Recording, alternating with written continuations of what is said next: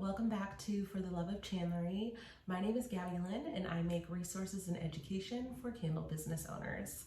By the time you see this video, it'll most likely be the first video that I'm sharing to our new YouTube channel here, which I'm very excited about. I've been saying that I've wanted to start a YouTube channel for a very long time, and I'm finally taking the plunge. Excuse the lighting, it's not really the best.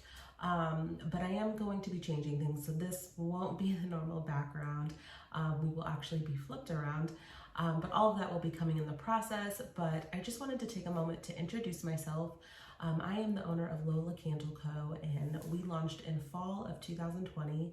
I, however, have been a hobbyist candle maker for over 15 years, so I absolutely love the craft and I'm very passionate about it. In the time since launching, I have built a wonderful community of makers, both on Facebook, Clubhouse, which is a new audio app that we can totally have a different discussion about. And I'm looking forward to building a space here on YouTube where I can provide you with videos that will help you grow your candle business. So today I'm going to be talking about 5 things that you should know before starting a candle business. I'm just going to jump right in, and if you guys have any questions, feel free to comment below. Please like and subscribe and hit the notification bell so that you can get notified every time that I post a video. So the first thing that I want to talk about is that I think it's really important for new makers to know what it's like being in the industry right now. It's not the easiest place to be, and it probably never will be, but we're dealing with some things that are a little bit unusual since 2020 with COVID-19. It slowed down production and manufacturing of goods. Shipping has taken a lot longer. So currently right now it is March of 2021, and some of the biggest issues that makers are having in the community are sourcing their supplies. We are facing wax shortages, wick shortages, and jar or vessel shortages as well. Those are kind of the 3 main things that's really putting a damper on everyone's businesses, those who are already in business and those who are planning to launch soon. So I think it's just really important for you guys to understand that before you start your candle business. Right now we are having to, many makers are having to switch materials that they may have originally been using in their brand. They're having to source from new suppliers, and those suppliers may not have the wick or the jar that they may have been using. So that's one big thing that we're having to deal with right now. We're also having to push back launch dates, sourcing from overseas as well, which is a process, and it's something that can be very expensive, and it really takes thorough planning as well. So that's just the first thing that I wanted to get kind of out the way, because it's very important for you guys to know, and I like to be very honest and open for all makers.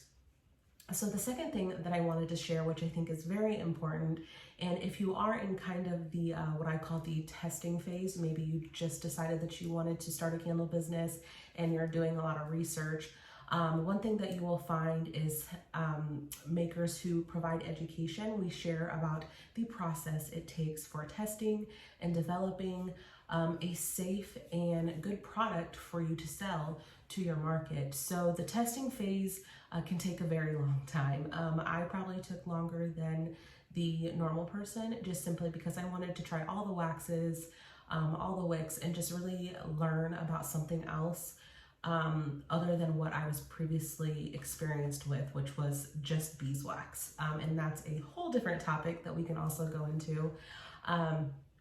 So the testing the candles is so important.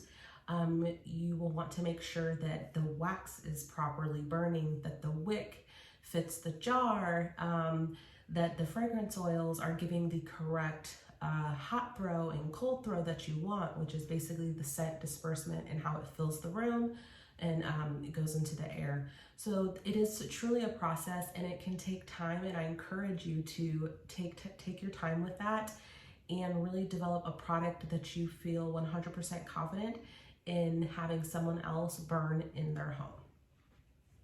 So the third thing that I would like to touch on is that it's very important that you find your target market.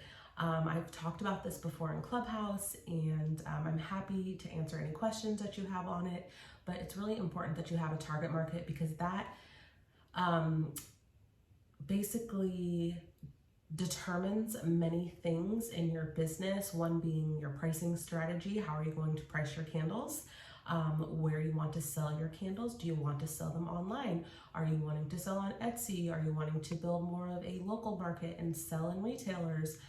So all of those things really are determined by your target market. Same with your branding and your marketing, just your whole aesthetic and the vibe for your brand will all be kind of centered around the customer that you are trying to sell to. So it's very important that you are developing your customer profile or your shopper profile, and really honing in on who you think will buy your products and creating something that they will like. The fourth thing that I want to share with you guys that you should know before you start your candle business is that it's really important to plan ahead. So if you are again in the testing phase and you are wanting to launch, let's say a summer 2020 collection, you have not a lot of time until those summer season hits. So I would suggest really planning more in advance. I think right now, if you are in that beginning stage, planning for like a fall 2021 launch would be the perfect thing to do. It will give you plenty of time to decide on the wax, develop the formula for your candles, get all the supplies you need, and you can really start building the hype around your brand. You can start sharing on social media and kind of honing in on who your target market is going to be and building a following so that when it is time for you to launch, people will already have seen what you are doing and they'll be eager to purchase your candles. So the last and final thing that I want to share that I think it's really important for you to know before you start your business is that less is more. It can be very hard to not want to buy and try and sell all the fragrance oils that are out there. There's so many great suppliers, so many amazing scents that are available for you. But I truly want to say that less is more when you are starting your business. So instead of doing, 10, 15 more scents, start with 4 to 6 very carefully curated and developed blends that you really love and you think those who are your target customer are really going to appreciate. Again, you want to make sure that it performs in the candle how you want, but I think having 4 to 6 really great scents is the best way to go. It's also going to be really easy for your customers to make a decision on which candle of yours that they want to try. Whereas if you have a lot of different scents available on your website, it can kind of make it to where they're not sure which one they want to choose. There's so many options and they can't make a decision. So if you really want to convert that viewer into a customer, I really think it's important to have 4 to 6 really great scents in a beautiful jar, a beautiful label, and as long as you are marketing and branding yourself very well to your target market, you will be very successful. So I hope you guys enjoyed this video. I will definitely be doing more in the future.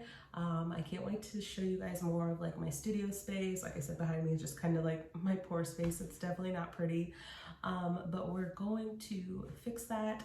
And I can't wait to share more with you. If you have any questions, feel free to comment below, and I'll see you next time.